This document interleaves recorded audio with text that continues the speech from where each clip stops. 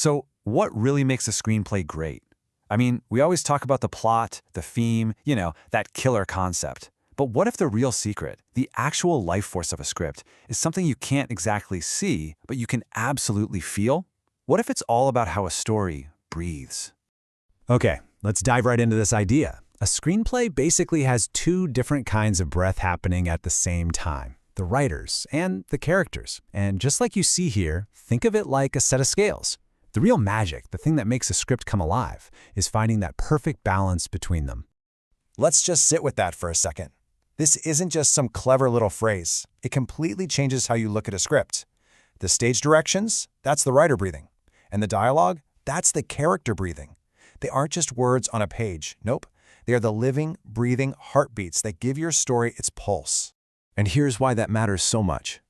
Everything you, as a writer, are trying to do, your big themes, your clever plot twists, your deep message, all of it, the whole shebang, has to eventually be boiled down into its final form. And that final form is only ever two things: stage directions and dialogue. That's it. That's all the audience ever gets. So let's break this down, piece by piece. We're going to start with the first half of that equation, the writer's breath. And that shows up as your stage directions. Right. So what are stage directions in our little metaphor here?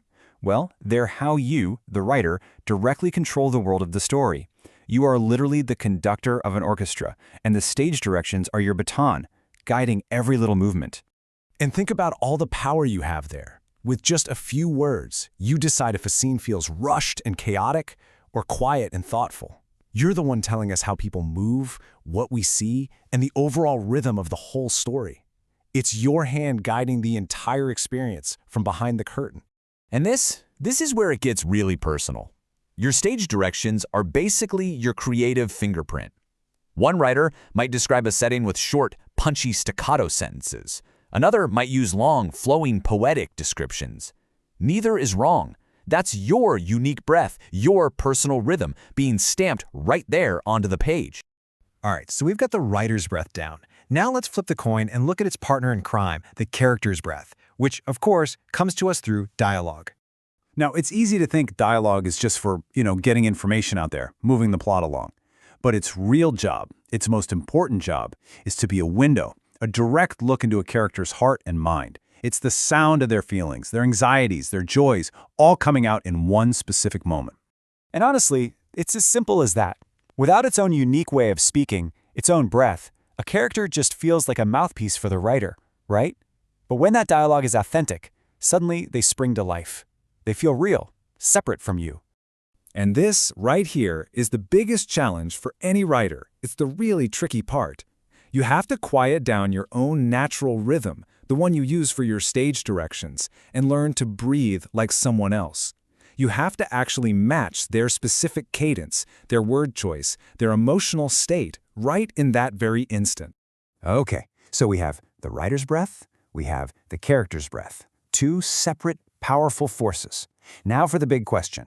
How do we make them dance together instead of, stepping on each other's toes? So you've got this really cool dynamic going on.